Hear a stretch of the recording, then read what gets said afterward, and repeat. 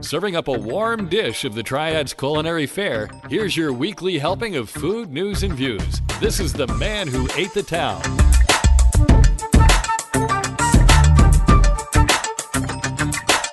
Hey folks, and welcome to episode 180 of the Man Who Ate the Town podcast. This is for the week of December 14th through the 20th, 2020. My name is Tim Beeman. My name's Ray Morgan. And I'm Leah. And we're opening the recipe box. We are recording this episode of the Man Who Ate the Town in the Less Desirable Studio South, aka my house. We are practicing social distancing and using Zoom, sponsored by Bull's Tavern. More on Bull's Tavern here in just a second. We will have two guests today, Sarai from Antojitos Las Delicias and Kimberly Gregg from Diamondback Grill. Also, just so everyone knows, this will be the last The Man Who Ate the Town podcast of 2020. We are taking the next few weeks off, so this is until at least January the 4th. We may skip until the 11th. Leah and Ray and I will discuss this off the air. Of course, keep watching the blog and the website and social media, as I will still post about things as they happen, even if we're not discussing them here on the podcast. So, as always, just keep, if you're not a subscriber to the blog posts or my Twitter or Instagram or Facebook pages, then you need to, because even when I don't save everything for Mondays, some things happen and I need to let it know. So yeah, and by next Monday, hey, it doesn't make sense to talk about it anymore. Yeah, that's right. That's right. So, both Bull's Tavern, aforementioned, and the Sixth and Vine are now closed until spring. Hopefully, that gives time for the pandemic to wane and the immunization to take hold. We're hopeful that will be the case. 2021 has to be better than 2020. Has to be. Yeah. We can hope. It's hard to think that it would get Don't a say whole it. lot crazier. Yeah. Well, I would say one of my parishioners, their house burned this past week. I was like, here I thought the year was done with us, and no, they're dealing with this. Thankfully, nobody was hurt at all, not even a scratch. And insurance is going to take care of them. So it'll have a happy ending, but right now it's just kind of tough. Yeah. That is tough. Insurance can't cover memories. So that's the hard part. And it isn't going to hand out the Christmas presents that all burn. Right, sure. Yeah. So yeah, it's a little crazy. Bibbs had changed their hours last week to eliminate breakfast, which I was very disappointed about. Their breakfast was amazing, but it is what it is. Then this weekend, it was announced in the Journal that Bibbs would be sold by the end of the month. Now, according to the article, there's a bit of a mystery in who the new buyers are. One of the owners, current owners, Robert Moreau, said that as far as the old owners are aware, the new owners do not plan on changing the concept, which I kind of find funny. It's a barbecue joint. The concept is cook meat, serve meat. and put some sides down. Yeah. So, some good hush puppies and some baked beans out there. Yeah. Anyway, the article said that their lease was up and it was time to reevaluate. I have heard they have been looking to sell for a while. Bibbs Downtown was never my go-to barbecue joint, but they did what they did well. I really, really missed that breakfast, though. The biscuits and gravy were amazing, and the smoked sausage biscuit, yum. So I'll try to keep everyone abreast of the situation as I find stuff. But I know that Mark, Ricky, and Robert are pretty tight with Michael Hastings, so it'll probably be me having to find out from him. But good luck to Mark, Ricky, and Robert on whatever your next steps are. I think Mark, anyway, is taking up art stuff. I mean, he's been doing that for a while, I think, and maybe this is the time for him to really explore that. So good luck to them, whatever they're doing. But I hope to find out more about who the new owners are soon. I'll try reaching out to Mark myself, but chances are it'll probably be something that I have to go through Michael for. So Curious to see if they'll bring the same passion to Bibbs. I mean, that's what started this. Is they have this love for barbecue. yeah. They just let's do it. Well, And oh my gosh, I mean, I understand it's not your go-to. right. No. But it is some of the best barbecue around here. Okay. But I didn't claim to be the, but I think it would be easy to include Bibbs in the top 5 to top 10 easily. okay. I'm not disagreeing with you. I have a feeling though that they wouldn't have agreed to sell to who they're selling to, whoever that may be, if they didn't have some kind of assurance that it would be, or they had some feeling that it would be as passionate about it. I hope. Yeah. So, Bar La Chingada announced last Tuesday, that was the day after Governor Cooper announced the new guidelines, that they were teaming with Ex Carrette, which is incidentally owned by the same people as La Chingada, to offer their cuisine in the bar. I noticed that they had said they'd be serving up to 10 p.m. Cooper's orders makes the bar stop serving at 9 p.m. I was going to say something, but I didn't want to be that guy. 2 days later, they announced that not only were they not going to be teaming with Ex Carrette, they're going to be closed until further notice. So I was wondering how that was going to work. I guess it wasn't. So I'm sad to see the businesses like that, though. They're trying to adapt, they're trying to think of new concepts. And, people are getting all over Governor Cooper for this, saying he's anti-business and all that stuff. So get over your damn selves. Again, as we talked about with Ruby last week, and we talk about every week, this is not a political thing. He's not trying to keep businesses down. Has nothing to do with business. He's trying to keep people alive. Mm-hmm. Yes, businesses are And affected. businesses that give people that congregate at the business, right? We have to pay attention to that. Yeah. There are a couple of bars in this town, and I'm not going to mention any names. Truly, I'm not, because sometimes I say that and then whisper it. But there are a couple that I hear, and this is here. I can't say that I've seen it, although I wouldn't doubt it, that still are open with mass gatherings, no mass or whatever, and open till 1 o'clock in the morning, even now. Just waiting to get caught. We drove by a place the other night, and it was obvious that there was a party going on because there was a lot of cars in the parking lot. And we were like, we didn't get invited. Well, we wouldn't go anyway. But Screw you for not inviting me, and screw you, I wouldn't come anyway. Well, we were like, and there's a COVID vector right there. Yes. Exactly. When were you going to start finding them, not only because they're open, but because they spread it? Right. I think if they start fining and enforcing finemen, take their liquor license. Don't just fine them. Take the liquor license. That'll stop it. Because I actually had I emceed the Pride holiday drag brunch this Saturday, and I had someone tell me, who's in the bar industry, that they don't understand how these places are doing this, and they ask the police officers, so what do they get if they get caught? And the police officers, out of their mouth, says, no clue. We've not been given any direction on how to enforce this. So as long as there's no direction on how to enforce it, and they don't enforce it, places like the places that we were talking about are going to continue, because what are they going to get in trouble for?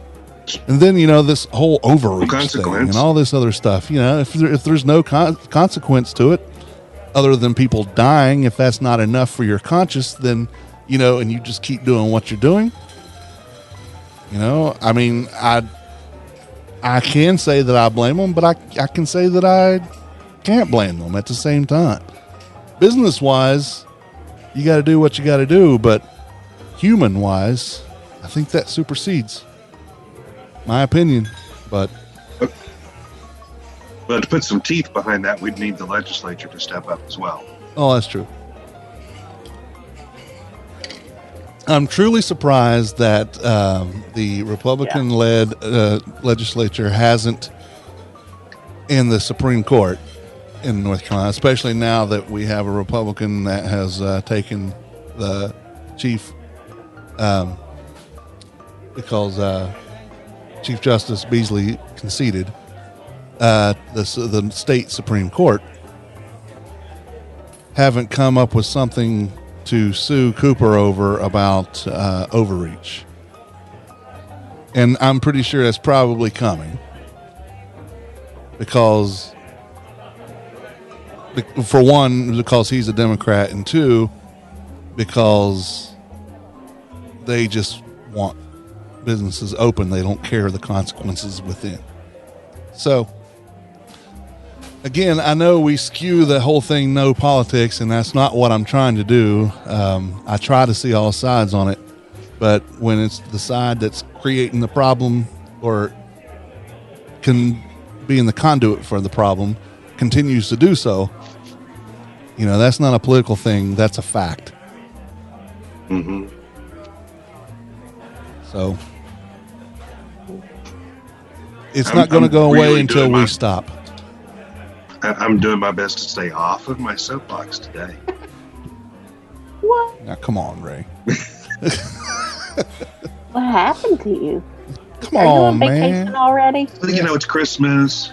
Yeah. Trying to be charitable. It's almost Christmas. Yeah, and I'm sitting here with my Santa hat on, so Yep. So Arigato, both the Winston and Greensboro have changed their hours to combat the pandemic and per the governor's orders. In Winston-Salem, the last reservation time they'll be taking each day is at 8:30. They will be opening 30 minutes earlier each day. New opening times will be Monday through Friday, 4:30, and then Saturday and Sunday, 2:30. And the Greensboro location will take takeout orders until 9 p.m. So you can pivot. Yeah. Black Mountain Chocolate Bar has mentioned on their Facebook page that they are quote unquote days away from opening. I believe days actually means weeks, but they seem to be closer than they had been. So I need to reach out to Tira and the Peters family to see what their official word is, at least to me, see what's going on. How are they defining days? Because you're right, you could say, it's only 365 days away. That's right. That's right. Only a few days. A few days. It's only handful of 10,000 days from now. Yeah. 2 days. Boondoggies is in desperate need of some employees. They have a staff. Oh. They need a staff of about 6 to 9, but are down to running about 3. So they have scaled back their hours. They've scaled back almost everything. If you know anyone with food experience in the Yadkinville area or that are willing to drive there, call over and talk to Drew. Please, y'all. Don't let my favorite burger joint die because they don't have enough people to operate it. I still wish they'd move closer to Winston, but that doesn't seem like that's an option. So we need people out there working. And good people, 10 people can go out there to apply for a job and then not show up the next day. So, right. So do what you're supposed to do when you get there. Have some dignity about yourself. Unemployment run out, just so you know.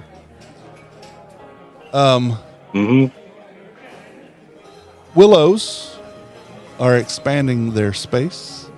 according to a post Ooh. from Carol Leggett, who is known to be up Will's ass. I'm kidding, Carol Leggett. You're my friend. I'm just kidding with you. He says that Willows announced that they are expanding into one of the adjacent spaces in the old railroad building to offer more distancing and serve more customers better. Now, I'm not exactly sure where Willows announced this because I don't see a post from them either on their page or King's Crab Shack page, and I have to look at both of them because for whatever reason, I think they get confused as to which one they are. Willows posts almost exclusively to King's Crab Shack, and King's Crab Shack posts everything on Willow's page. So I think because they think they're the same people want to go there. So that's not how that works. That's a whole other issue. But on this topic, I'm thinking that Will probably told Carol, and Carol took that as this was an announcement. And because Carol is known, There you have it. because Carol is known to be a scooper and want to get out and jump the gun to tell somebody else's news. Again, I looked through both Willow's and King's Crab Shack, and other than his thing and them reposting it, I've not seen an official announcement. I would like to see an official announcement from them. So, Yeah, I hadn't seen that, and they're on my side of the list. yeah. Yeah. I mean, it'd be good. Well, I noticed. It's all good news. Oh, yeah. This is true, but I mean, I can only assume that it's correct because they reposted it. And they did repost, the Willows did repost it, but they reposted it somehow on King's Crab Shack's page. But, Sounds like they might need a little social media. well, they need a lot of social media help. Okay, it's Christmas. Yeah. Other than that, Mrs. Lincoln, how was the play? So, Leah, what's going on in your side of the list? Anything? Other than Willow's expanding? Well, I ain't got no news then. Now, the only thing I'm seeing is people just adjusting their hours per Governor Cooper's new mandate. So, if anything, when people are looking at the list, I recommend reaching out or getting on people's websites and check it out before you go. Yeah. Just check out because things are shifting, and it seems to be day to day. Things are shifting for restaurants, that they are changing their hours and watching flow of people and all those things. So it's always good to check, know before you go. Yes, and the official I think. list, both lists, no matter which one you're using, has Yep. links to every place's Facebook. So it's not hard to just click on that in your browser, on your phone, anything you're doing. Click on that; it'll take you to their Facebook page. You decide where you want to go, click on it, and then you can see what they offer on the page. And then you can click on their link and go to their Facebook to see if their hours have changed. I think at the beginning, Leah, we had hours on there, but that's just too much to go through. And we offer them a way to get to the page so they can look it up themselves. Yeah. Well, and it was just changing so fast. Yeah. Oh, yeah. Yeah. It was just And too we've much to keep up. experienced that many times where we've checked the list in the mornings. That's when we do it. Mm-hmm. And then I'll send Tim something, and he's like, "I didn't see that," and I'm like, "Well, they just posted at 2 p.m. So Yeah. we checked them at 9 a.m. Yeah. and that's just how it goes sometimes. So it's Yeah. always good to check the list before you go. And this is Monday, and I'm sure today about 4 o'clock, 9 restaurants will announce changes that I have to wait to talk about. So that's why I'm saying when we're taking our couple weeks hiatus here, to make sure that you keep watching the Man Who Ate the Town, all the social media, the Winston-Salem Strong page, all that. You can get all this stuff on those pages. So keep an eye out on them. I can tell you that Witt's Custard of Mount Airy has officially closed until March. Is that a normal winter thing though? He said this is only their second year. Okay. Last year they tried to stay open and found that during the winter months, one, there's not a lot of foot traffic through downtown Mount Airy. Right. And it's cold, and so people are not thinking, ooh, let me get something that's frozen. It's sad to me because I'm willing to pay for the custard rather than just go get, some ice cream somewhere because it's just that good. Yeah. So it's one of my great sadnesses of the last week is to learn that I now have to go for months before I can get my wits fixed. So are they already closed or they are closing? This past Saturday. Okay. They're normally open Wednesday through Saturday. So this last Saturday, Okay. they finished up with their current inventory and said that's all we're going to do until March. Okay. We're hoping that foot traffic will pick up. It'll be a little warmer then. People will be interested. I did suggest to him that maybe it's a really good idea to say, all right, we're going to be open one day. Put in your pre-order for whatever it is you want. We'll be open and you can come get it. I mean, I would put in an order for probably 4 or 5 quarts of stuff just so I'd have some things on hand. Because it's just that good. Cool.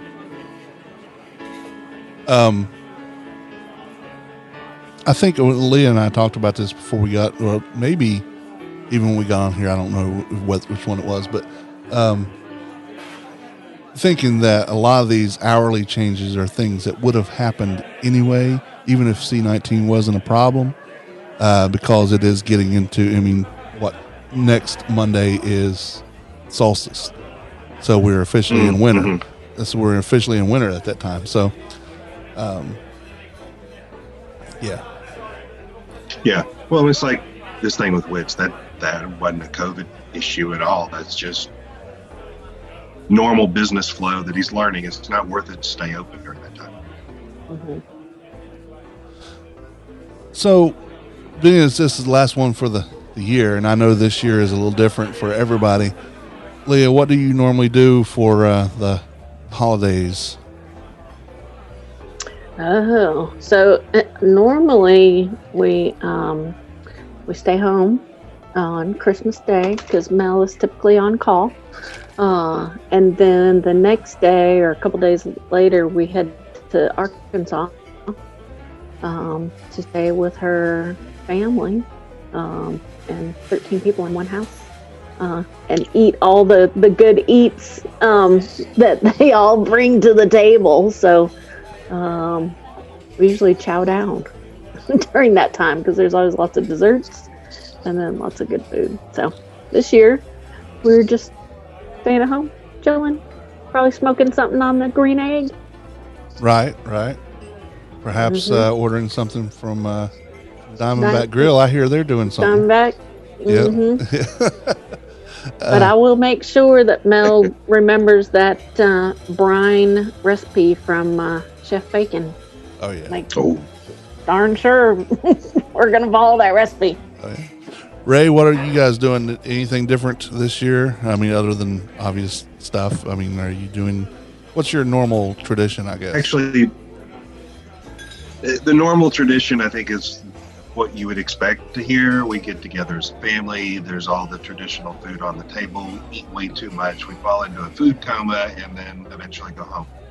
This year, we're still going to get together, but it'll be a smaller group of us. And the decision has been made. Traditional Christmas food, not going to happen. Ooh. We're having lasagna. We're doing Italian. And I'm like, I love lasagna. Yeah. I'm not, give me the turkey and the dressing and all that. I just had it for Thanksgiving, but I'm happy to repeat. Ooh, or I could get a big old tray of lasagna. Better make two. Yeah, our thing, is not lasagna, but it is the shrimp. Christmas Eve is that, I don't even know what it is. My sister does it, but the family shrimp fiesta. is on, and we don't do turkey, we do ham. And I will make my eggs again. And sometimes for these, I'll make either a guacamole or some kind of salsa, like a mango salsa or something like that. I don't know exactly what's going to happen, with C-19 the way it is. Thanksgiving was weird, but it happened. And hopefully my dad doesn't go hunting with cousins that get him sick. He didn't get sick. He tested negative. But hopefully we don't have that scare again. And so we always do Christmas Eve with shrimp, and then Saturday is, I don't remember what it is my mom does. Sometimes it changes. And then in the past, we have gone to Chef Travis Meyer's house that evening for dinner with a shload of people. But I doubt either he'll do that or that we'll go even if he does, because we are just not doing that right now. So, yeah.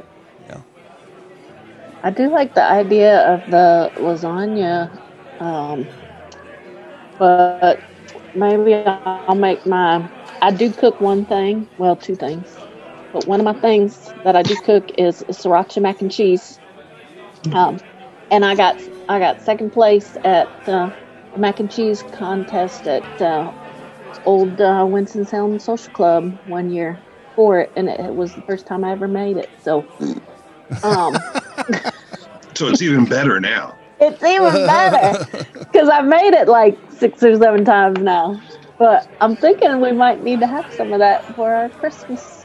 And I can't pare the recipe down because I don't know how to do that. So I have to make like a huge pan of it. Well, you just have to bring some to me. Right? Yeah. Do you put breadcrumbs and stuff on the top of yours? Yeah, panko. And bacon. Bacon's good on there. Well, that was the one suggestion that I got from that contest. They were like, had there been bacon in there? And I was like, Perfect. Crumble it across the top. Crumble it top. I know. And I grill the bacon. Thick cut. Grilled. Yes. So I might just have to do that for our Christmas menu. So you said there were two things that you make. What was the other thing? Bacon. Oh,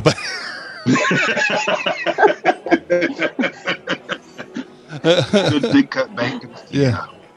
I can grill some bacon now. And I grill it because Mel doesn't like the smell in the house, and she banished me to the grill. But I figured that out. I did. You get the thick cut. It's peppered. I might have to make some this afternoon. Now that I've talked about it. See if I don't. Hide and watch. I'm getting hungry. But I recommend. If you come out and you lift the lid and there's no bacon, it wasn't me. That's right. Well, and for the longest time, my neighbor, he finally asked me one morning, he's like, why are you always out grilling first thing in the morning? Like, what are you grilling first thing in the morning? I took him a piece of that bacon, and he was a believer. No more shall he question why you are cooking something that early in the morning. And looking crazy. The next morning, she looks up, and there's a plate coming over the fence. I don't know why he's always there first thing in the morning. Is that you, Mr. Wilson? Get a piece of that there, bacon. Yeah. Howdy ho, neighbor. Every morning. Need to get let me get my fix. Oh, yeah. Grilled bacon. It's good. Yes. You heard it here first, people. Yes. All right, it's time for Getting in Your Business, and we have the first of our two guests today. We have from Antojitos Las Delicias. I think I say that right. We have with us Sarai Arianes. Did I get that close? Mm-hmm. All right. Yes, and No, perfect. All right. Hi. And I also, this time I had the right sound effects up. I made sure I pulled them up.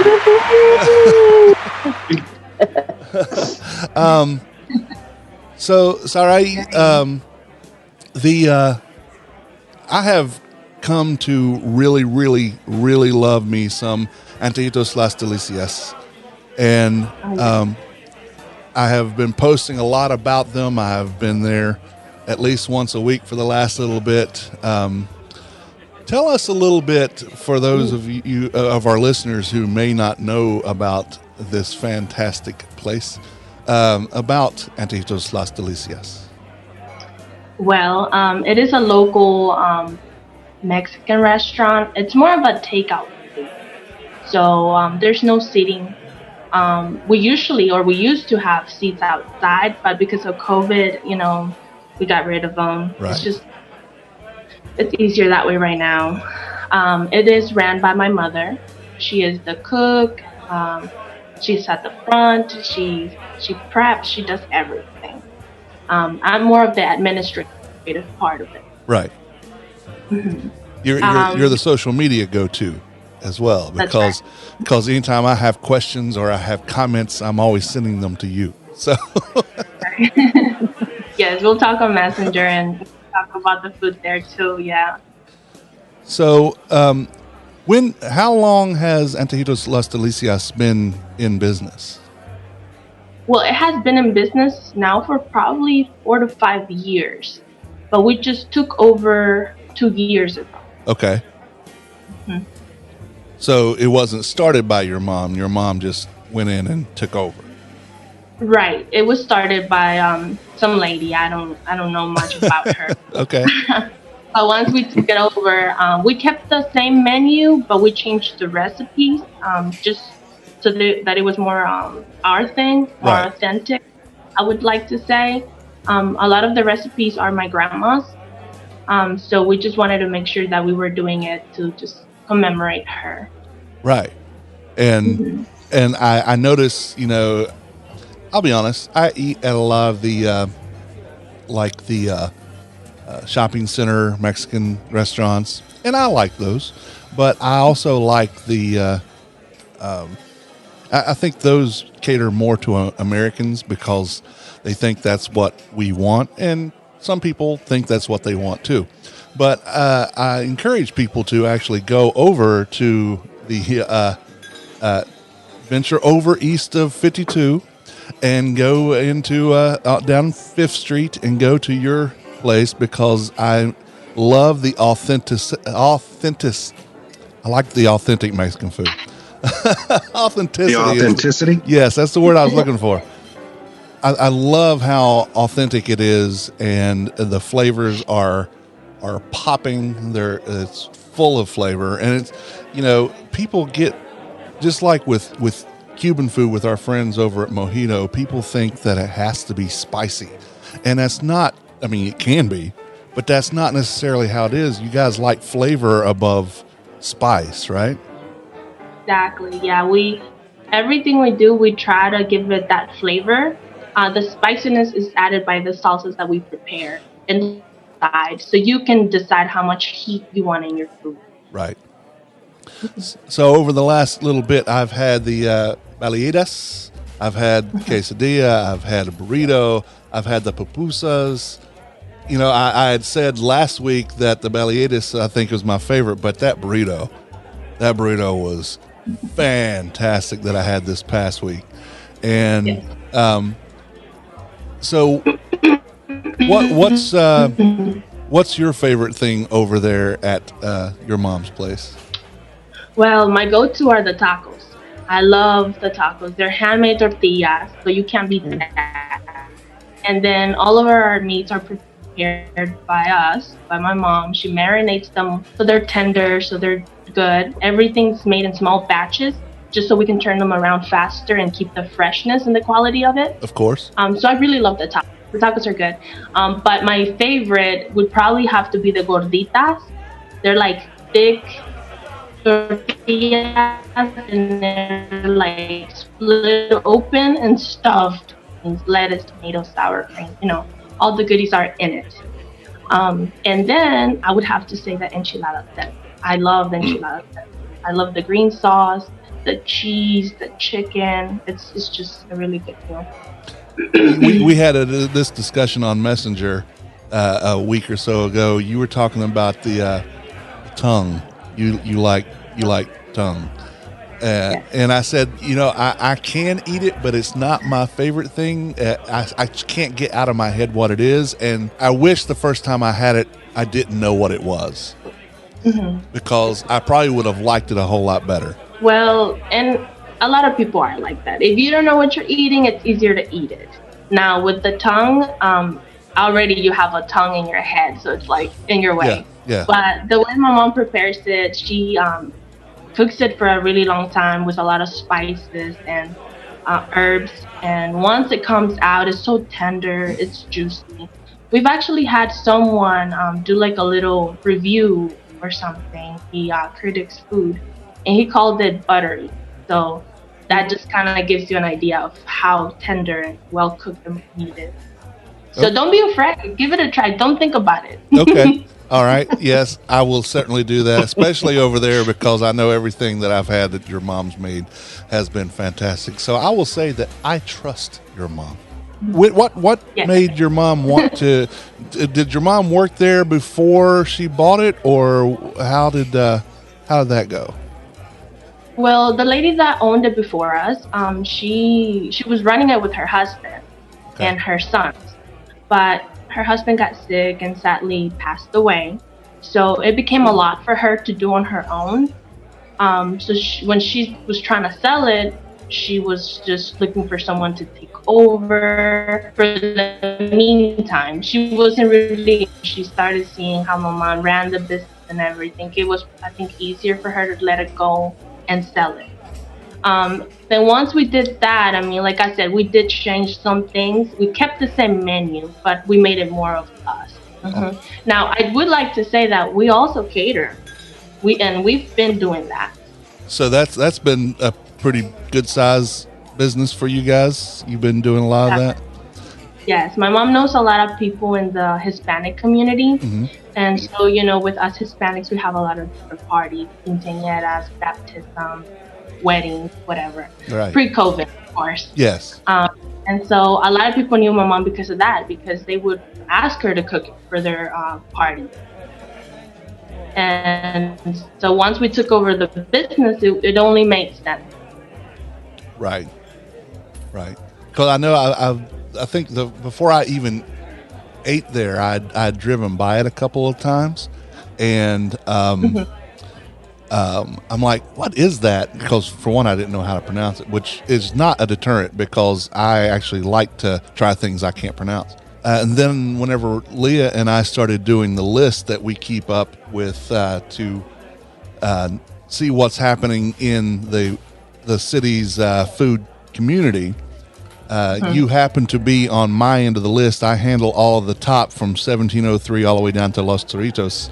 And so you fall in that. And I kept watching the videos you guys were posting. I'm like, I gotta have some. And once I started going over there, then I'm like, okay, now I'll go more. And then I went more, and now it's become a weekly thing for me. So yeah, I love the food over there.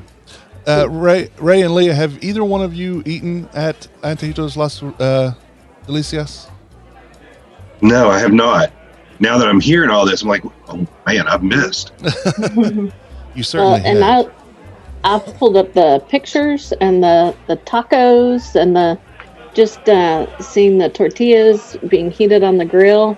Like, I love that. And so, yeah, I'm going to have to come over because I love me some tacos too and some burritos. Yeah, give it a try. Yeah, definitely. It all looks good. Looks great. And then I love having that radish on the taco, which I see that y'all are putting on there. And it's like anytime somebody puts a radish on a taco, I'm like, oh yeah, like this is going to be really good. Nice. So yeah. What's the, I'm seeing a couple of pictures maybe that are desserts. Like, what are your desserts? Well, we don't have them always. Okay, so it's more Okay. of like my mom is feeling that week or every other week. She'll make flan. She'll make this bread pudding that's kind of like flan, but it's a bread pudding consistency. Mm-hmm. She can bake, she can make cakes or whatever, but her go-to I think are more like flans. She'll make churros as well. So it just depends on her mood. It's not a set thing yet, just because we don't see a lot of people asking for it. Right. But we offer them, especially with catering. This past like 2-3 months ago, we catered for Wake Forest for the Alumni Association, and they order 150 flanes. So it's a favorite. Nice. Yeah. It looks good. The pictures look good. Thank you. So when you took over the restaurant and changed the recipes, what would you say was the main difference from the old to the new? Well, for starters, we took over and decided that everything that we were gonna have was gonna be homemade. We weren't gonna go buy it from somewhere, the store already marinated or flavored. No. So once we took over, that was the main thing. Like the pastor, for example, which is marinated pork with pineapple. Once we took over, my mom has a recipe that her mother has always had, and she was like, okay, this is gonna be my thing. And then she saw that with the steak, she also marinated it on her own. So it's just, I think it's the flavor, the seasoning, the sazon, like, plus the quality of the products. We wanted to make sure that everything was fresh. We buy everything local from Mexican stores, from Sam's, local stuff. Just so that we can turn it and make sure that everything's Good to know. So what is So that's going to be a big differentiator on flavor. what is the address at Antojitos Las Delicias? So the address is 1521 East 5th Street, Winston-Salem, North Carolina 27101. What are your? So we're open. Okay. We're open Monday from 10 a.m. to 6 p.m. Monday through Saturday. Okay, and then Sundays we're closed. Okay. So you said 11 to 6 or 10? 10 to 6. All right. Well, you guys have any other questions for her, Leah, Ray? No, but Yeah. I'm coming by this week because it looks good. And now I'm hungry. Yeah. And please find us on Facebook. We do a lot of our updates, any new dishes, any desserts, anything new will be posted on social media. So y'all like us, follow us, and just see what we got in store. And I push you on your Instagram thing. I'm like, all right, where's it at? I know you've got one. So yeah, that's awesome. So Sarai, I really appreciate you taking the time. I know this is your lunch hour at your day job, but I appreciate you taking your time to spend with us and talk to us about your family's restaurant. And again, we definitely encourage the listeners and readers of the blog and everything to go over to Antojitos Las Delicias and try some delicious, authentic food. And it's not just Mexican; it's all kinds of ethnic foods they're available. And I don't necessarily like using the term ethnic, but you used it, so that's why I use it then. So, Right. so I really appreciate you being here, and thank you for taking your time during the day whenever I have questions or comments or whatever, just to shoot the breeze, whatever it is that I'm doing, that you actually take time and talk with me. So thank you so very much for that. No, thank you guys. Thank you for having me on here. I really appreciate all the support. All right. Again, this is Sarai Arianes from Antojitos Las Delicias. Sorry, sometimes I butcher all that, but thank you very much. Perfect. Thank you so much. Have a great day. Thank you. God bless. Thank you, y'all. Thanks. All right. And now it's time for our second guest of the day. We have with us from Diamondback Grill, Kimberly Gregg. Welcome. Thank you for having me. I appreciate it. Give you a little horn. Okay. So, Diamondback Grill. It's one of those little secrets that I want to not be a secret anymore. It's tucked away back in the middle of, locals have to decide they want to call it Buena Vista. I hate that name, so I'm going to say Buena Vista because that's what the word actually is. It's tucked away in the middle of this neighborhood, and it used to be that I didn't even know it was there, and I stumbled on it with an ex-girlfriend. We had went over there and had gone over there, and I'm like, this is fantastic. And once I realized it was there, then I wanted to make sure that everybody knew about it. So that's what I'm doing now, is telling everybody, if you don't know about Diamondback Grill, shame on you. Where have you been? What rock have you lived under? But now that you are being told about it, you have no excuse not to go over there. So, Kimberly, you and Murphy, when did you start Diamondback Grill? Thank you for that. Yes, my husband coins the phrase, good food is hard to find. And we like being kind of a gem and a secret, but yes, we always like business too. Yeah. And husband and his family, actually he and his brother started the business in 1988. They came from Roaring Gap, they lived in Winston, but they started a business in Roaring Gap, mainly just to take out, and then you could go out back and eat in the back, with picnic tables. And so everybody up there loved it so much, they're like, please bring one to Winston. So they brought a grocery store and a small little restaurant to Winston-Salem 31 years ago. And it was Outback Cafe. And then when Outback Steakhouse came into North Carolina, my husband and brother owned the state trademark. So that's where Diamondback came from, because we had to change our name. We wanted to kind of keep a similarity. The boys like to hunt and to ski black diamonds. And so that's kind of where Diamond came from. And that's it. And I started, I guess, I'm important too. Yes, you are. I went to Salem and met my husband my senior year. And then we married in 95. And so I've been running the restaurant with him since 1995. Did y'all used to be over off of Robin Hood, didn't you? I'm sorry, I didn't hear you. And y'all used to be over off Robin Hood? Yes, we still are. We're on Avalon Road off of Robin Hood, right at near the intersection of Coliseum and Robin Hood. And we've been kind of tucked away in it's a 1940s remodeled grocery store. Yep. And it was a grocery store when Murphy and Mike took over. And then they kind of adapted and changed with the demographics and stuff. And now Bowie's has reclaimed the grocery store status, which it's awesome to have a neighbor that's viable and thriving. And we also opened a downtown luncheon spot in the Park building. We've since closed due to COVID, but we do hope to open up if people start going back to work. Now, I'll be honest with that. I didn't even know that was there. I saw that on the sign, and I'm like, I don't know what that is. So I just would go on. This is before I really got in depth with finding all these food places. But back then, I'm like, I wonder if it's the same thing or what. But yes, it is.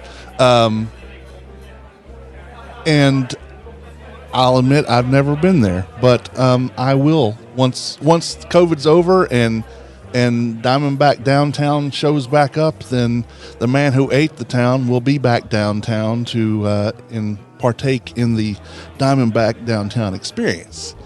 It's mainly just a luncheon spot. It's all. We have tables, but it's mainly to go, and it's an office setting. So I don't blame you for not being there. That's okay. Okay. Well, at least I'm off the hook on that one.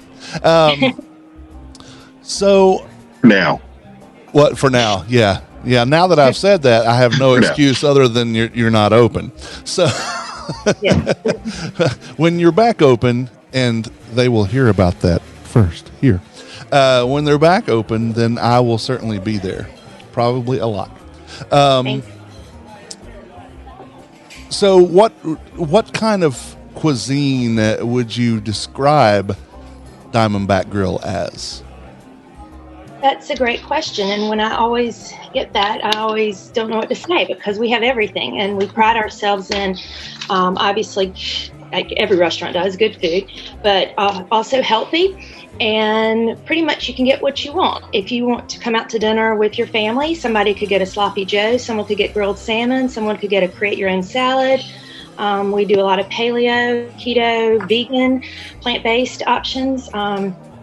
Our favorites, and I wrote them down so I wouldn't forget, crab cakes. That's my husband's mother's recipe, and we do get a lot of compliments on that, and a lot of, we call it the Baltimore crab Balti burger. We can get it as a burger, an app, or an entree.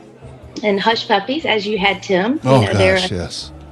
To die for, and with the honey butter, that it just is amazing. Oh, yeah. We also created something, and when you eat out at other restaurants and travel and things, you kind of like to adapt from other restaurants and pick and choose.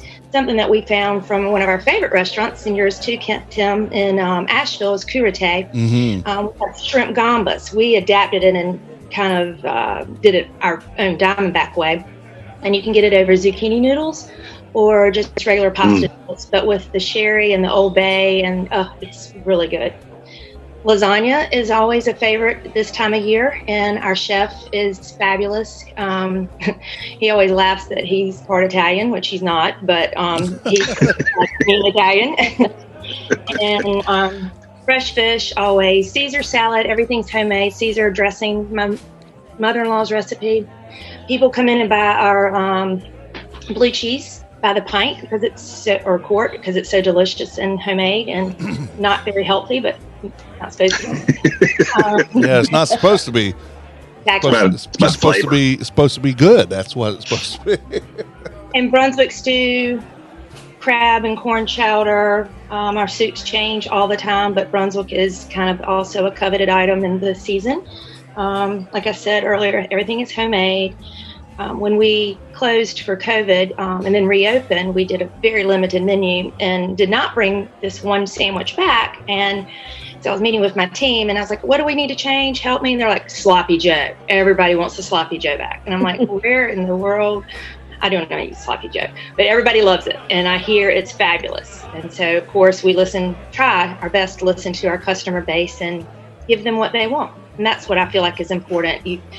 Our motto my husband coined a long time ago is just ask. We might be able to do it, or we will do it. Yeah, I mean, you keep things on hand. So if hey, can you meld this together? Then I'm sure you could probably do that. This past Friday, I'm gonna pull up my Instagram so I can talk about it properly.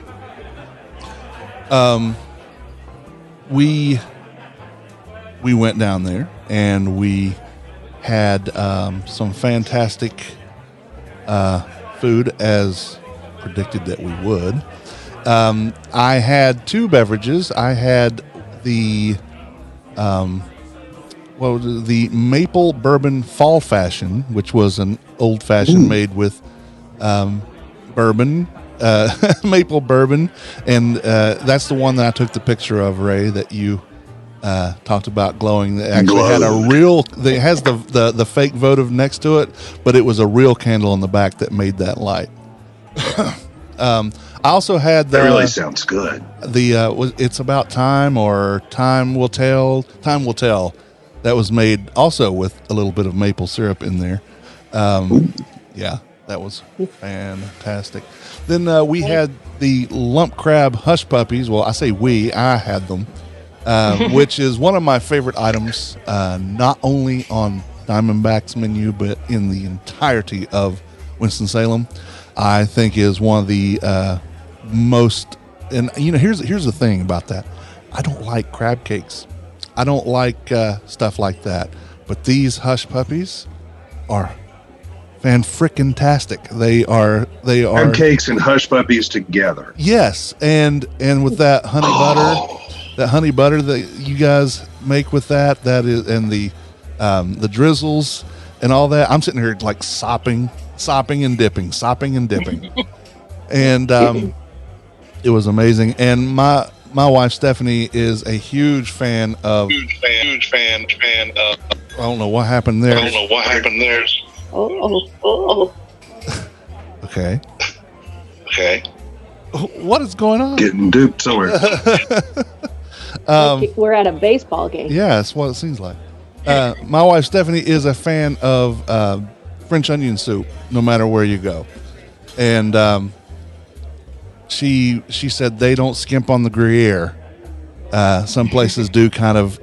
Okay, we'll just put some cheese on that. No, I mean there's like a film of Gruyere cheese on this thing, and that's the way it should be because it's French onion soup, and it needs to have lots of that French fromage on the top of it. So, yes, more Gruyere the better, and that's what you get here. It's fantastic. I had also the Carolina seafood platter, which you get to choose from. I don't have the menu in front of me. Excuse me.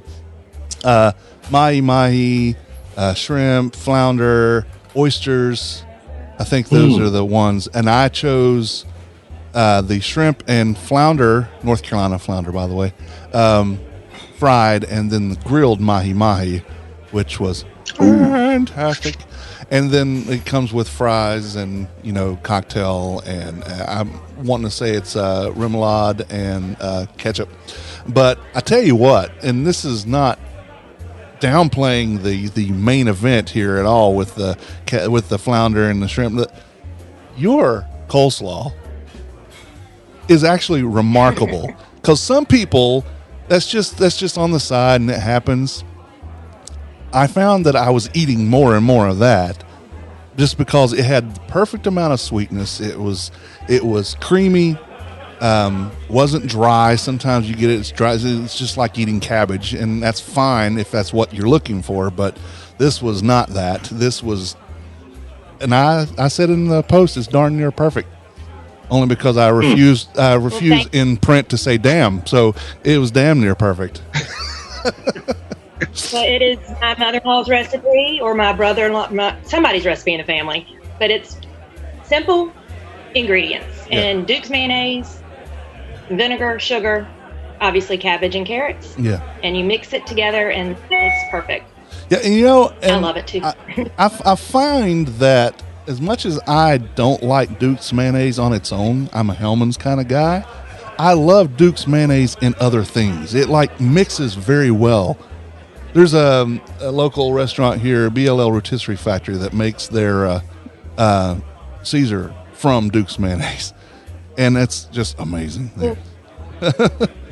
It is, and I'll have to give them a plug because we had the fortunate opportunity to film a commercial with Marty Fish with ESPN. Okay. And it's going to be published for the Duke's Carolina Bowl between Notre Dame and Wake Forest, which has been postponed, I think, the third time. I think it's going to be December 30th now in the Panther Stadium in Charlotte. Mm-hmm. So we will, our chef Mac is featured in that.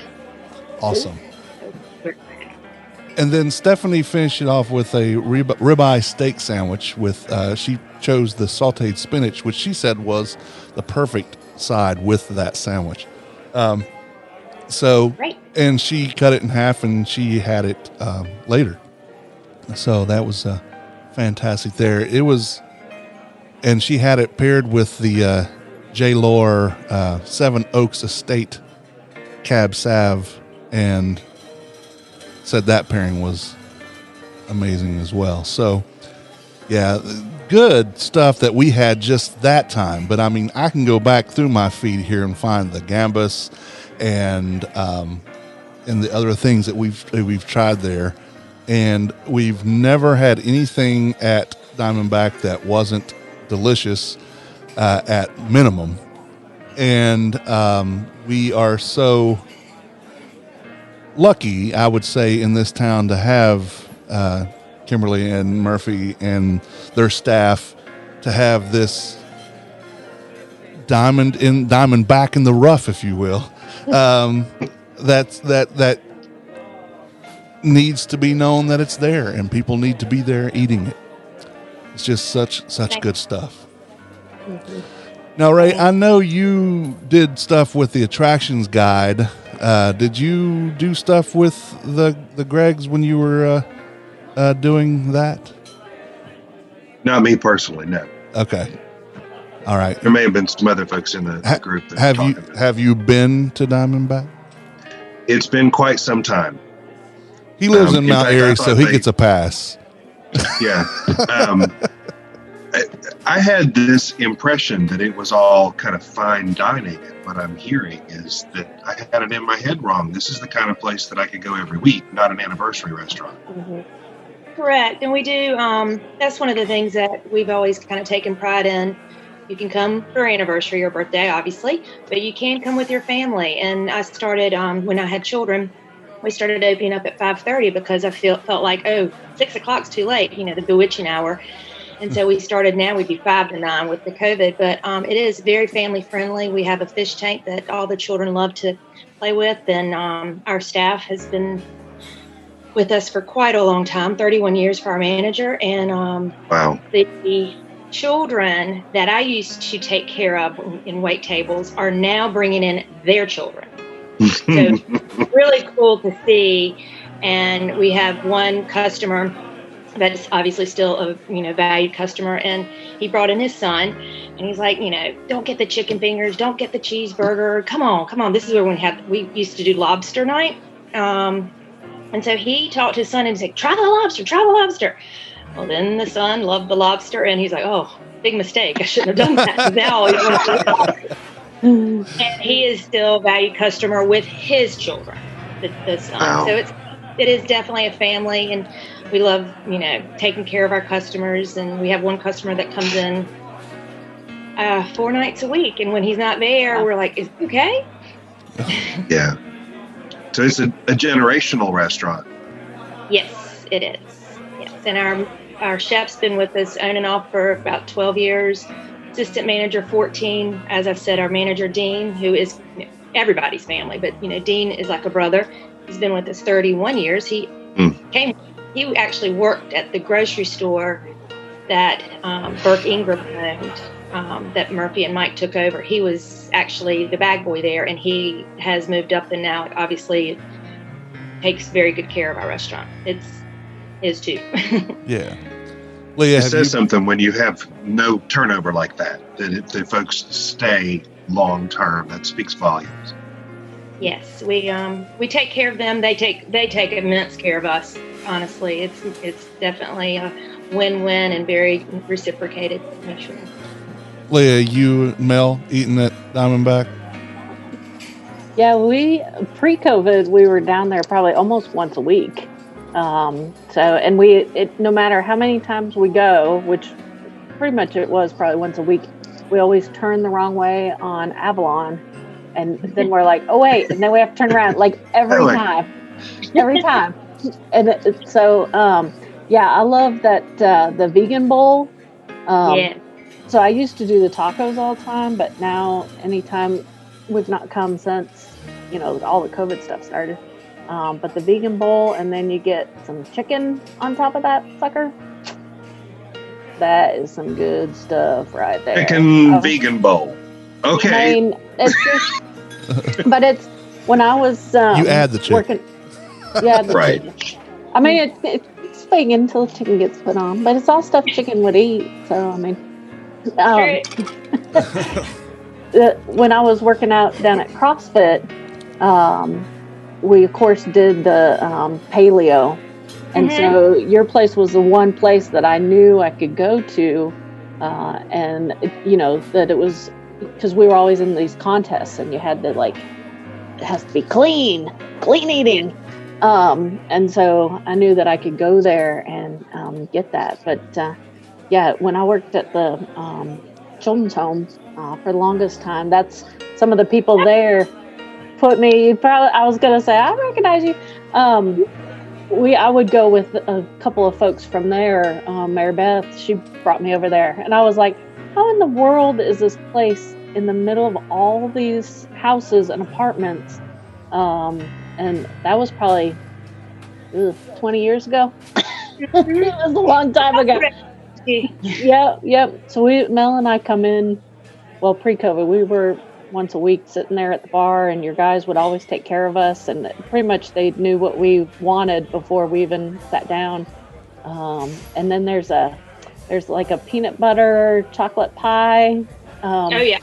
I can't remember the name of it, but that shit good. Let me tell you.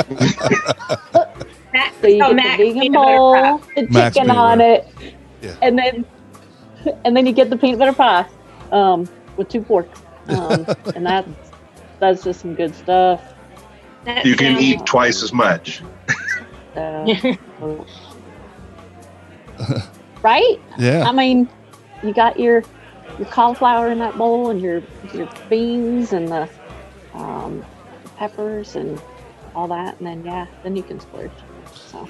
Well, thank you. Yeah, that's one of my creations, because I did CrossFit as well, and obviously wanting business and wanting to eat that way and having a platform, I'm like, we need to offer that. And our pesto is made clean as well. It's not made with any Parmesan, so you can get that. And I always add that to the vegan bowl.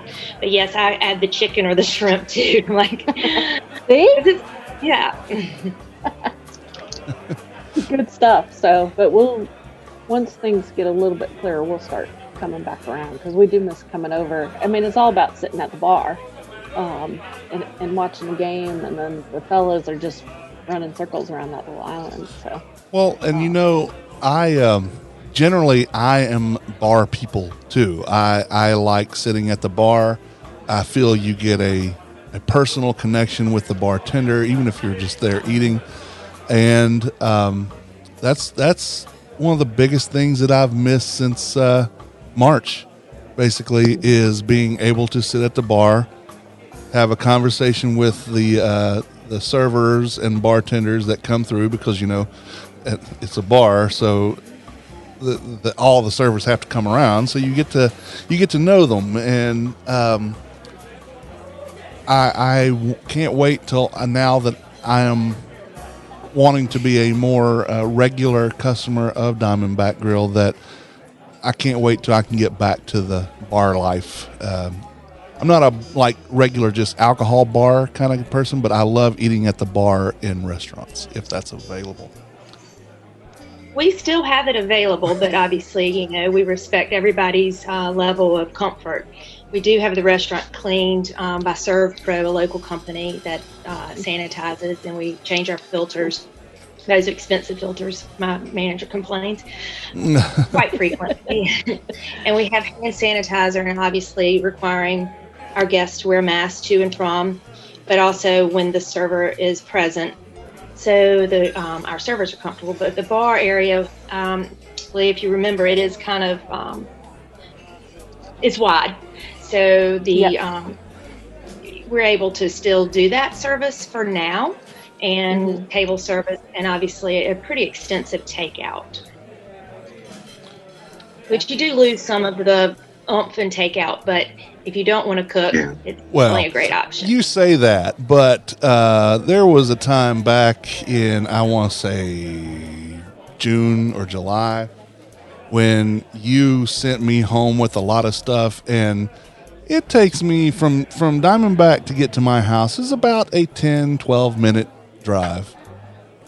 There wasn't anything that lost any oomph by the time I got that home. That everything still had oomph, and it was still kicking me in the face the whole time. Says, "Eat me now," and that's exactly what we did. And it was the food, I think, just lends itself to being deliver friendly, So you could tell that it was still fresh. It was still very, very warm. It was still perfect. So it was, taking it out was not a hit to the quality or the experience. Now, it was, okay, so maybe a little hit to the experience because the place is quaint, and being in that neighborhood while eating is fantastic. We ate outside on Friday, and it was almost 60 degrees, so it was quite nice. It's definitely still not for us eating inside anywhere.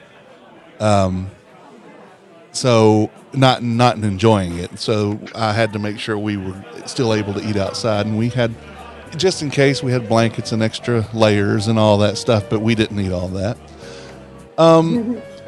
So Kimberly, you do have holiday pre-order stuff happening. You want to talk a little bit about that?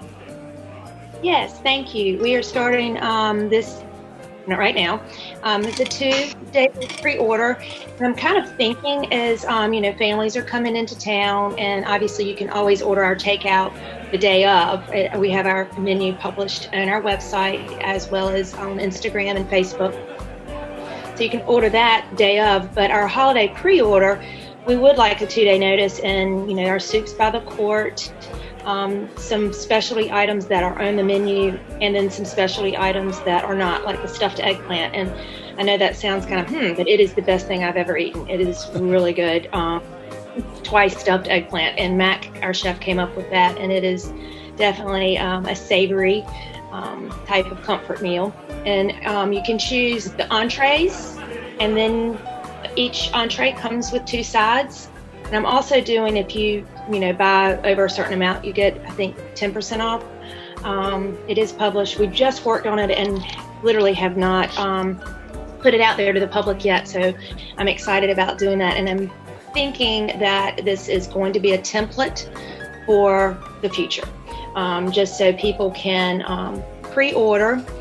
And what it is everything will be cooked, but then you reheat it at your own. So, for example, our lasagna, and our chef does 3 to 4 amazing homemade lasagnas. Obviously, beef, chicken, seafood, and vegetarian. And so, it's not going to have all 4 of those at the same time. So, if somebody wants a vegetarian, obviously just ask us, and we could probably accommodate, or say, hey, we're doing it next week.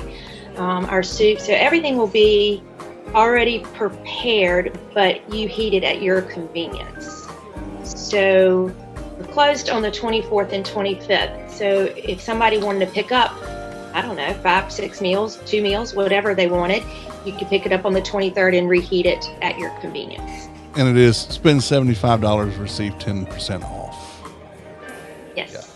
So and our prices are pretty. They're not the restaurant prices. They're a little bit lower just because you are heating your own food at home, and I like doing that. I prefer when I get takeout.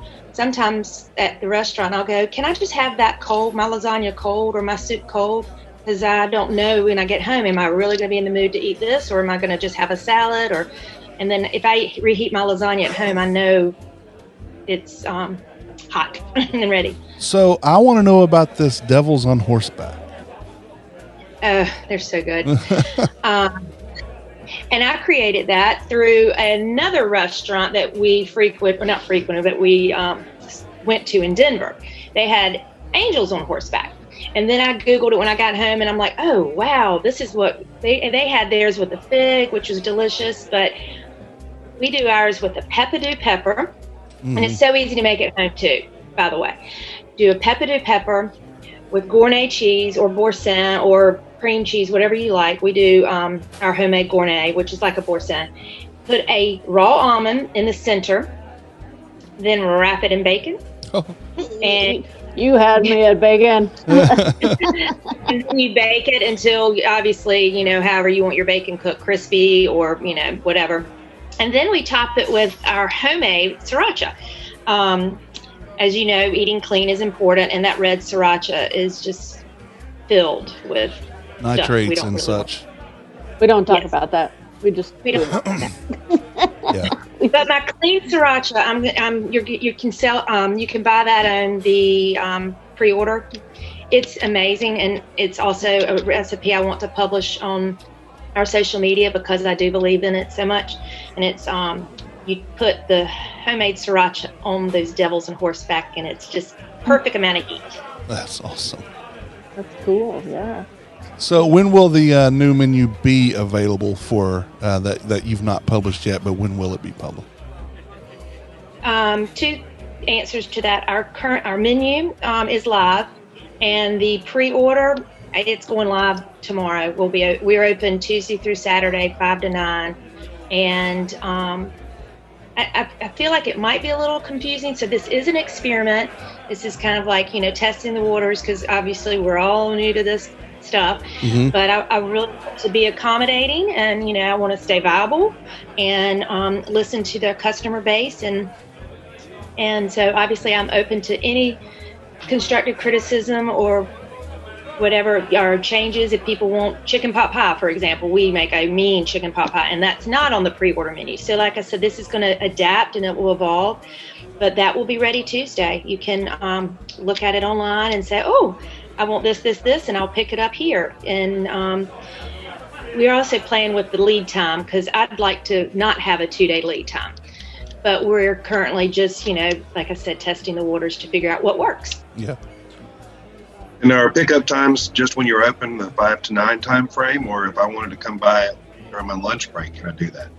Oh, sure. Thank you for asking that. We are here. We are there. I think our chef comes in, Tuesday at 8 in the morning.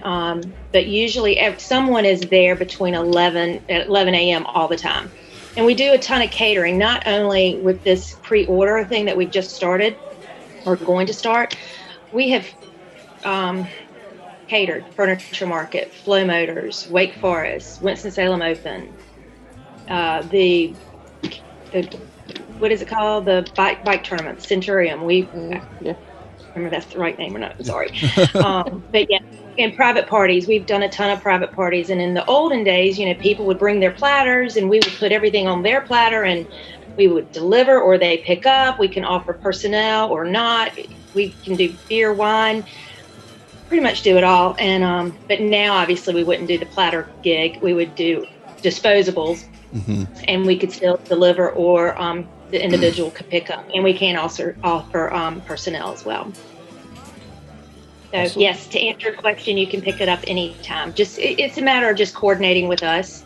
Yeah, it's not hard to call. It sounds like, from what I'm hearing from you, the answer to most questions is yes. Yes. If we can figure it out, then yes, absolutely, we'd do that. Whatever you need. Totally, and that's one of my things that, obviously, eating clean, and I always laugh. I said, I'm sorry, I'm Harry Met Sally. But so when I go to dinner, and so I kind of want to do that for my customers. We can't take like black bean salad and Brunswick stew. They're already made. So no, I cannot take the corn or whatever out of the pre-made items. But sure, I can leave off the spinach of the vegan bowl if you don't like spinach, and add. So we, and our staff is amenable to that. I know sometimes people, when they go out to dinner, are like, oh, I don't want to do that. Well, you want what you want, and you're paying for it. So you need to be able, within reason, obviously. Right. So I want people to, I want people to feel welcome and to have the experience that they want, and get what they want. Of course. Well, we have a special announcement to make about Diamondback Grill. We love special announcements. Yes. And usually when I'm doing it, it's some kind of like short bus special, but it's a little bit different today. Starting in 2021, Diamondback Grill will be an official sponsor of the Man Who Ate the Town podcast and food blog and everything else that we do. I am so looking forward to the partnership that we are going to have. And I want this to not be a secret. I want this to be out there in people's face, and I want them to know about Diamondback and that they need to be at Diamondback, and people need to bring their friends to Diamondback. They have things going on. They need to call Diamondback and pre-order a shload of stuff. They need Diamondback food, because everything that I've ever had there, and I'm not saying this as lip service or kissing your butt or blowing smoke, everything I've had there is fan-frickin-tastic, and I love that restaurant. Thank you. I appreciate that, and it does not go without unnoticed. All our customers that have been so supportive, and I'm excited to sponsor you guys because you do a great service for our community. Thank you. Well, anything else you need us to know? Address, anything like that you want to tell us? Sure. We're located on Avalon Road off of Robin Hood, near the Coliseum and Robin Hood intersection, right across from College Village condominiums called Village Commons, right next to Bowie's. And I update Instagram and our feed and story daily, and that usually feeds into my website and Facebook. Catering, I don't know. Thank you. I appreciate it. Look forward to having new customers and appreciate all the support from everyone. Thank you so very, very much. You have been a very wonderful guest, and I know you were a bit nervous about it. And I told you I would take care of you, did I not? Yes, you did. And I feel like I am in your living room and we're having just a conversation. So thank you for that. I do not. I love talking about my business and my family, and so I'm very, very proud of it, but I do get a little nervous. No need to on this show. And now you are family here. So you just you anytime you have anything to say, and what we are going to start doing in the New Year is we're going to have our sponsors come on at least once a month to talk about what's going on in their businesses. I want it to be more beneficial for them to be a sponsor.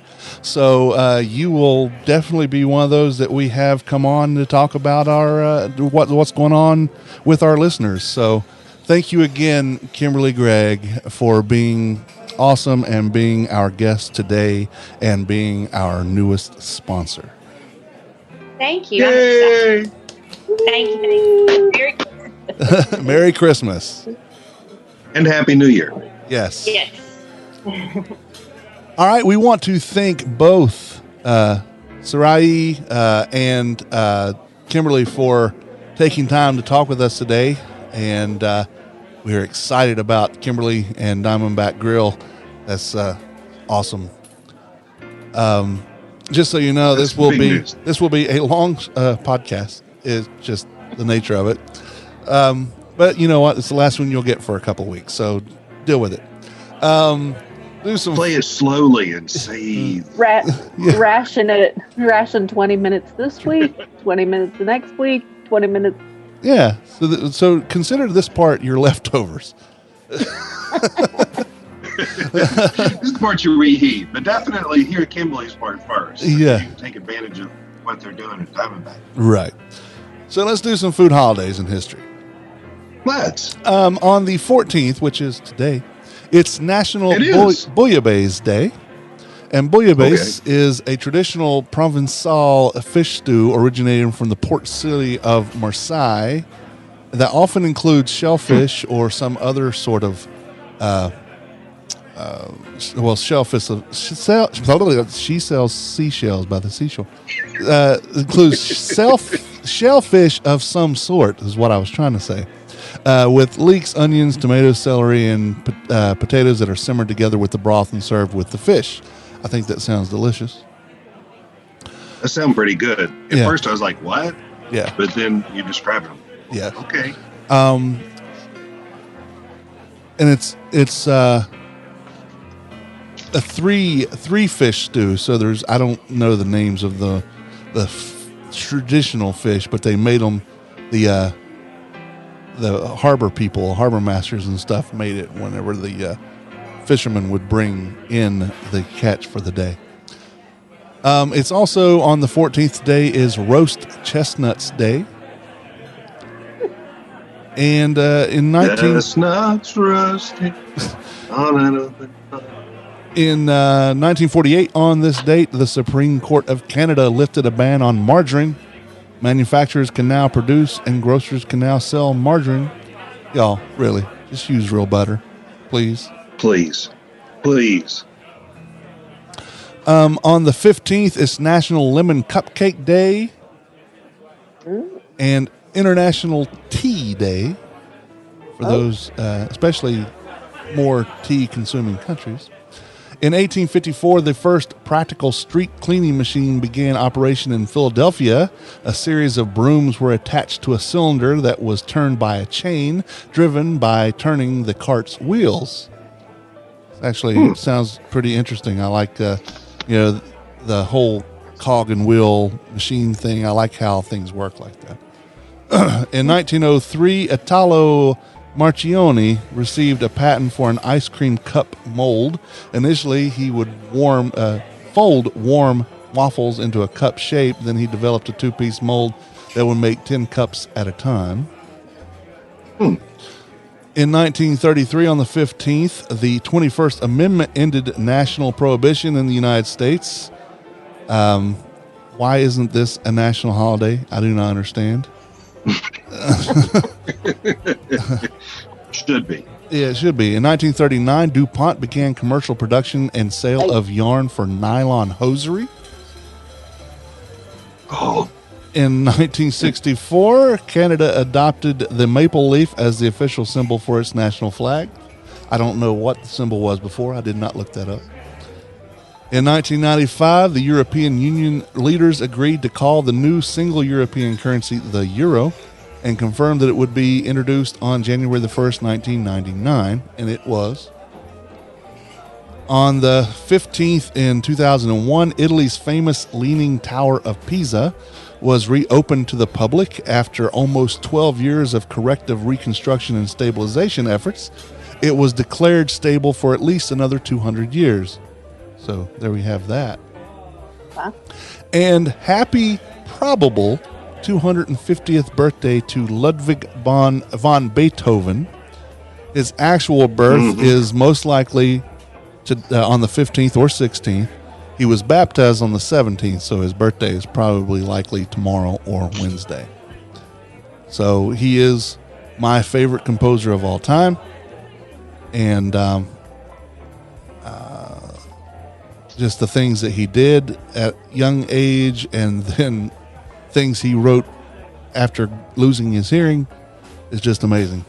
So happy 250th birthday to you, Beethoven, as Bill and Ted would say. 12/16 is National Ray Day. And if you want to know what that means, it's National Chocolate Covered Anything Day. Yes. That sounds made up. Well, all of them are made up. I'm good with it though. Yeah, National Covered Chocolate just Covered about anything chocolate. Yes, he like anything chocolate and anything covered in it, almost. Almost. Oh, there are lines. I'm just gonna say there are lines. I We don't don't have to believe it. discuss them all. What would be one line? Right? Grasshoppers. Come on, you've never had one. Not gonna do the grasshopper covered in chocolate. You're from I might do East- the grasshopper. You're from East Tennessee and you didn't have any of that stuff, man. No, we didn't do that grasshopper Well, they had those in West or a Virginia. locust. No, maybe not locusts, but grasshoppers. You know, they're little bitty things, not the big ones, but the little ones. It's also on the 16th Tea Party Day, and I'm not talking about the wingnut crazy board Republicans, but in 1773, the Boston Tea Party is what I'm talking about.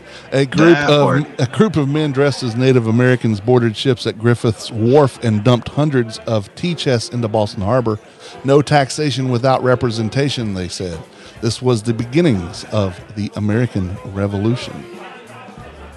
Speaking of the Native Americans, did you see where the Cleveland Indians are dropping Indians from their name? Yes, but they haven't told us what the new name is going to be yet. Well, and Or when. they don't even know when they're dropping it. The plan is to keep it this year and change it for next year.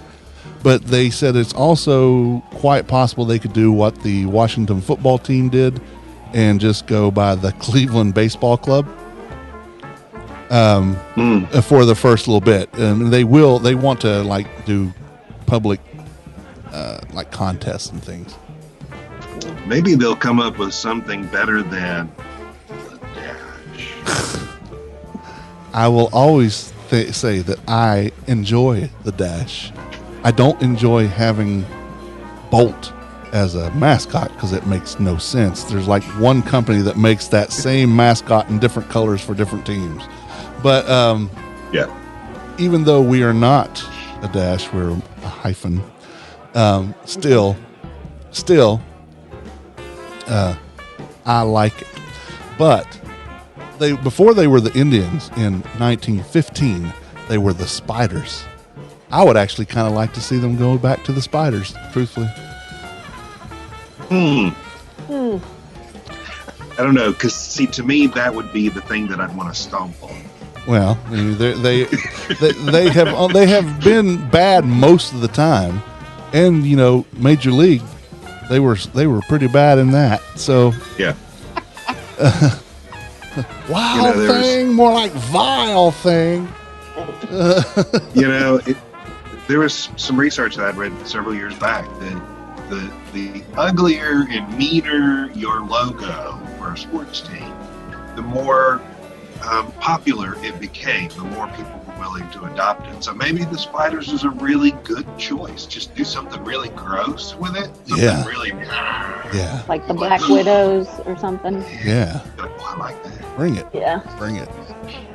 On the 16th in 1863, Gerard Adrian Heineken bought the Amsterdam brewery The Haystack, which dated back to 1592.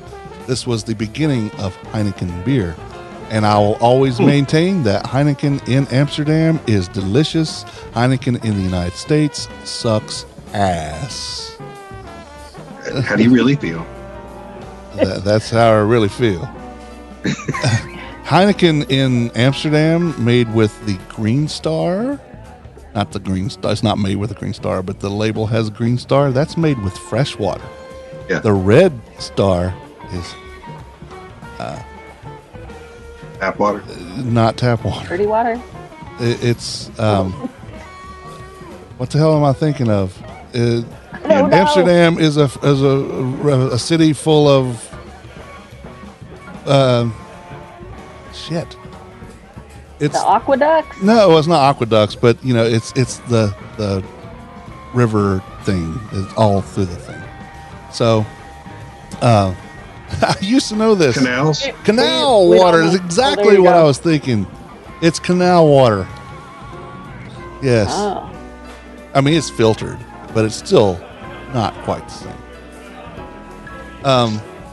Gotcha. Yeah. In 1884, on the 16th, William H. Frewen of Minneapolis was granted a patent for the first coin-operated automatic vending machine to dispense liquids. It doesn't say which liquids, but I guess any liquid would do. In 1901, on the 16th, rejected by several publishers, Beatrix Potter privately printed 250 copies of The Tale of Peter Rabbit for family and friends.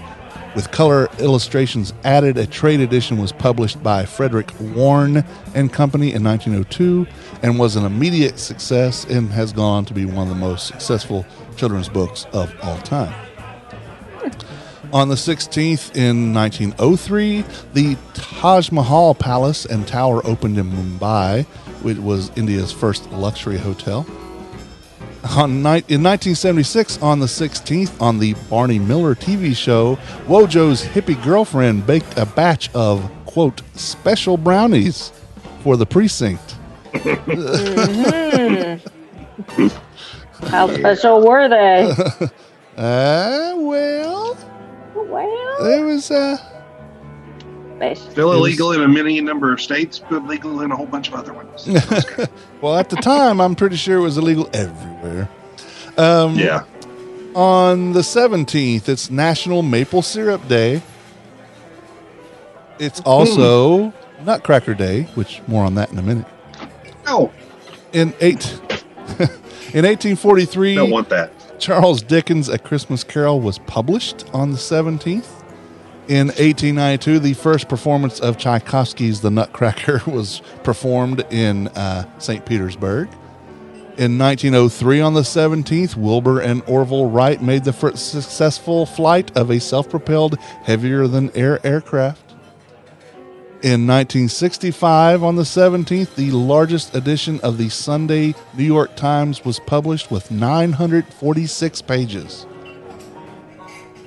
Wow. That's a lot of trees. That's a book. Yeah. That's a lot of information. Wow. In Uh-huh. In 1992, the North American Free Trade Agreement, NAFTA, was signed by the leaders of Canada, Mexico, and the United States. In 2005, a group of 40 people dressed in Santa Claus costumes rampaged through Auckland, New Zealand, robbing stores and assaulting security guards. Ho, ho, ho, you like that there, pal. In 2017, the historic Jackson Magnolia tree, the oldest tree on the White House grounds, was cut down. Planted by Andrew Jackson around 1830, the tree was featured on the back of the $20 bill from 1928 to 1998. The species' normal lifespan is from about 80 to 120 years, and the 190-year-old tree had been supported by cables, but its structure had finally become too dangerous to leave it standing. Thanks, Trump. I'm kidding about that. And on the 18th, the National Roast Suckling Pig Day. Oh. Yeah. It's also... It's a little disturbing when you go to an event that has one of those. Yes. I just got to say. Yes. I don't mind seeing the barbecue in the tray. I really don't want to see the barbecue laying there with an apple in its mouth. Yeah. True that. Yeah. True that. Yeah, I'm with you. It's National Baked Cookies Day on the 18th. Yes. The And you know what? We could combine that with the Cover It in Chocolate Day. There you go. And it's also this year the last day of Hanukkah. The only thing I have for the 18th, in 1988, Quebec requires French only on outside signs in Quebec. I'm okay with that. They are French, by the way.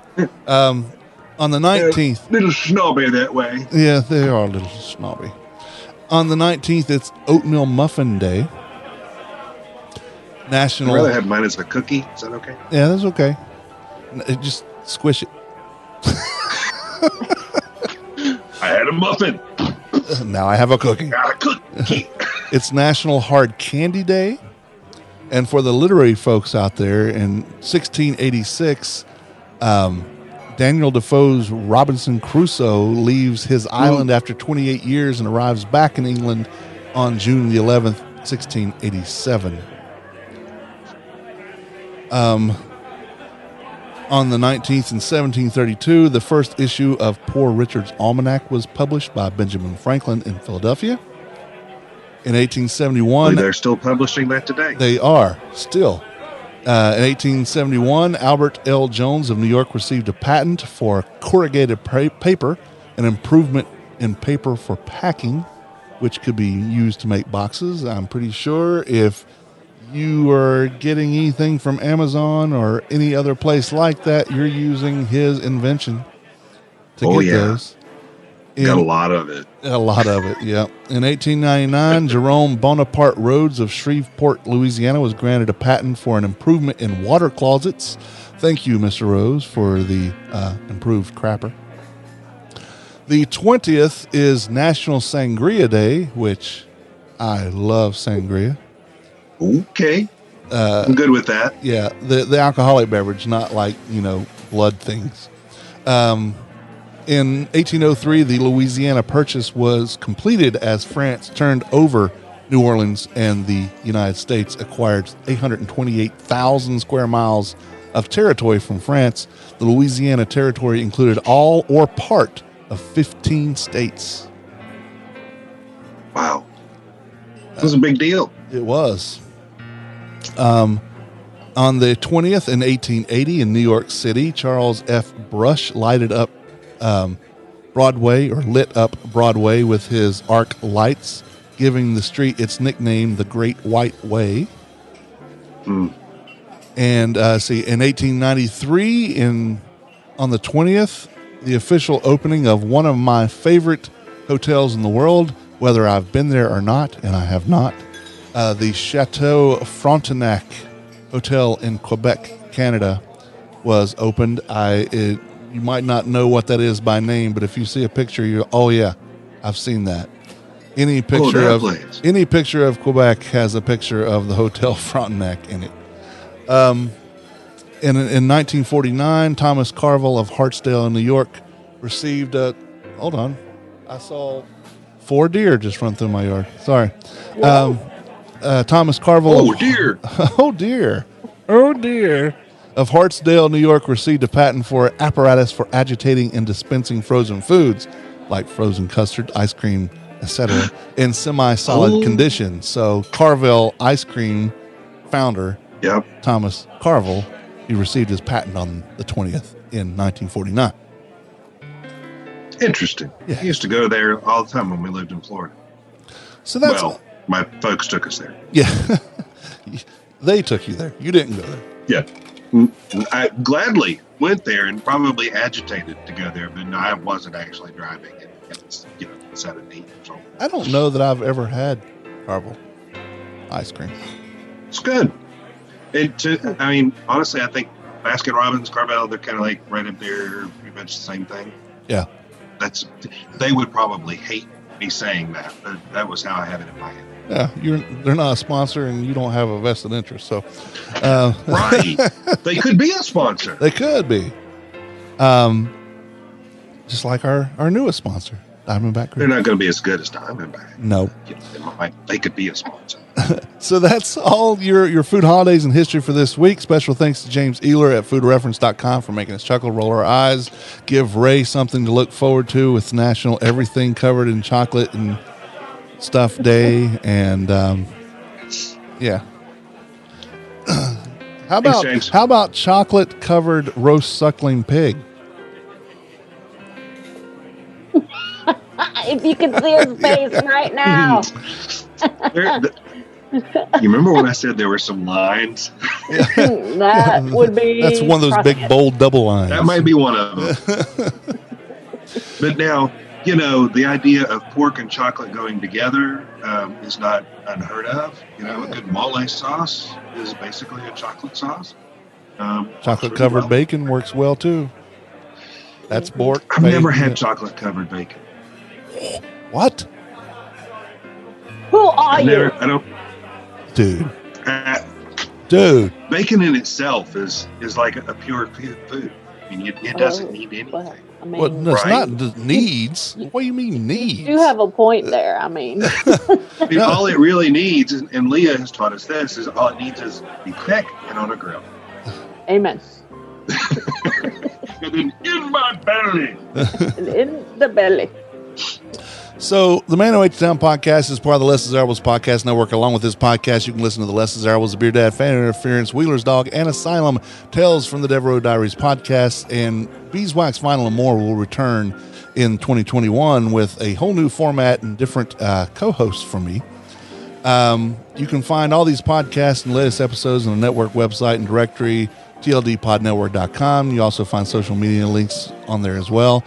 We are on all the ways you can listen to podcasts. So if we're not on your favorite and you're hearing this by a link or whatever, just look it up. I'm sure you'll find us. We'd greatly appreciate if you visit our sponsors like Carrabba's Italian Grill, located 587 South Stratford Road. This is no chain. This is a responsible family of restaurants. Carrabba's and their owner partners take the communities they serve very serious. And for us, having a fantastic franchisee like Daniel certainly does not suck. I know that Daniel had made a table for Hope of Winston-Salem, and the auction that they did with that table that he donated, they were able to feed 500 families. So that's Daniel Butner in action, but he takes that dedication to the community and puts it into his restaurant as well. So Carrabba's, don't think of it as a chain. Think of it as a place that good things come from. Washington Perk Provision Company is located 301 West 4th Street. You'll find a little bit of everything at the Perk: a chip corner, a deli to get your sandwich on the go, local fruits, veggies, meat and dairy, Bingo Bango sodas, Wolfie's custard, a wall of beer and wine, and much more. Washington Perk is better than the convenience store, not quite a grocery store. On Facebook, they're Washington Perk, or at Washington Perk _DTWS on Instagram. Mojito Latin Soul Food, located at 723 North Trade Street. Cuban and Latin-inspired dishes from a fantastic family. From brilliant ceviche, empanadas, and street corn to cubano sandwiches, which are still good the next day because that's what I had yesterday after eating there Saturday night. Steak sandwiches, the Frita burger, shrimp and grits, vaca frita, and ropa vieja. Beer, wine, and soon ABC license. They got sent back again. They are still working on that. It. Mojito Latin Soul Food has your Latino cravings ready for your enjoyment. They do reservations, takeout, have a rather large outdoor patio. Check them out on their Facebook page and Mojito Soul Food, LatinSoulFood.com. And there is new news coming, but we're not in the position to talk about it yet. But there will be new things coming from Michael and Michelle that we will get to talk about, and I can't wait for that. The Humble Bee Shop is located at 1003 Brookstown Avenue in the west end of downtown. You've not had good until you've tasted the treats and goodies that Brittany is whipping up in her shop, be it muffins, cakes, macarons, and more. Many things, vegan and gluten-free as well. The Humble Bee Shop wants to challenge your perception of Scratch Made and leave you with an experience you couldn't possibly forget. For more information, follow them on Facebook and Instagram or visit thehumblebeshop.co. That's SHOPPE.co. And of course, even though the sponsorship doesn't officially start until 2021, Diamondback Grill, we will have more information on them. But you can go to, I believe it's diamondbackgrill.com, and check them out on Facebook, of course. We will have more information for that, all that when we get to 2021. But let me tell you again, go have it. Enjoy it. Mm-hmm. This is a reminder to all the listeners, and it's just good practice. I got to say this at the drag brunch this past weekend. It's not good practice just now. It's good practice for always. Wash your damn hands. Wash with warm water and soap. Wash for about 20 seconds or more. And if you're wondering how long is 20 seconds, Tim, well, how about this?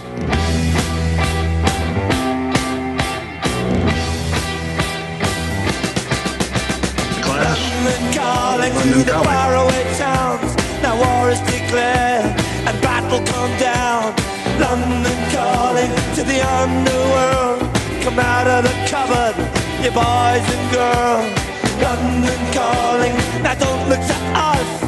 Phony Beatlemania has bitten the dust. London calling, see we ain't got no swing except for the rain. That's about 20 seconds. We'll go. The sun's zooming in. Meltdown expected. The wheat is good then. Engines stop running. But I have no fear. Cause London is drowning. I live by the river. Yeah. So that album, London Calling, which is in the top 10 on the Rolling Stone list that matters, the one from 2012, turns 41 today. Wow. Ooh. You know, on Sunday, I made a point, because we've been talking about this every week, talking about how many cases we're having here in the Surrey County area. Thankfully, we're not seeing what y'all are in Forsyth, but the numbers here are running way high compared to where they had been. And so, all right, we know how to stop the numbers from spreading. First, you have to wash your hands. I caught myself. I was channeling the spirit of time. I was like, wash your hands. Wash your hands. Your daggone hands. I knew you would appreciate it. I was like, wash your... Oh, crap, I can't say that. That is awesome. Yeah, if we could just get everybody to remember that, that'd be great. Wash your damn hands. So, keep an eye on the blog and this podcast to find out more about the food news and happenings around town. If you have any food news, send us an email, Tim or Leah or Ray at themanwhoatetown.com. You can also contact us on Facebook, Instagram, Twitter, Instant Messengers. Like us on Facebook. On Twitter, we are manwho8 the town. On Instagram, we are manwho8 the town. And now we invite you to call and leave a voicemail for the podcast or any podcast on the TLD network. You can call 336-422-6862. That's right, 336-422. No. Leave us a voicemail and we'll play it on the podcast. Again, it's 336-422-NUM. So thank you again, Sarai and Kimberly, for coming on and talking with us today. And get over to both of those places and have fantastic food. My name is Tim. My name is Dre. And I'm Leah. And we're closing the recipe box. Thank you for reading. Thank you for listening. Bon appetit. Yamas.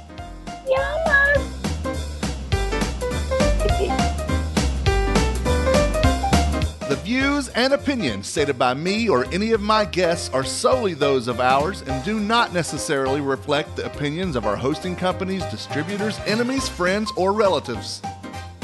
This podcast is copyrighted and cannot be reproduced or distributed without express written consent of the man who ate the town, that's me, and Such Limited Inc. However, if you ask nicely, we'll probably let you.